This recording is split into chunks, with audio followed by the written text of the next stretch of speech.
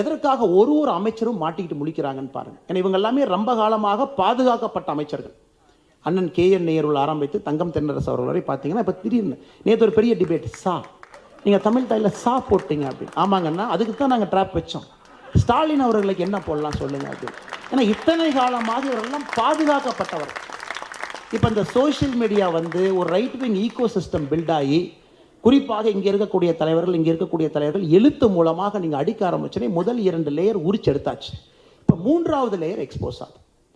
இந்த திராவிட மாயை பார்த்தீங்கன்னா ரொம்ப பியூட்டிஃபுல்லாக இந்த சக்கரவியூ கான்செப்டை சொல்லாமல் சொல்லியிருப்பார். அவங்க எல்லாம் எக்ஸ்போஸ் ஆகிறாங்க.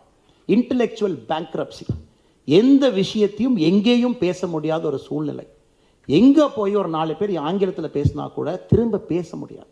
தமிழகத்தில் இருக்கக்கூடிய 90% அமைச்சர்கள் இங்கே நம்ம ஃப்ளைட்டை ஏற்றி விட்டால் ஏறுவாங்களே தவிர சொந்தமாக ஏறக்கூட முடியாத நிலைமையில தான் இருக்காங்க.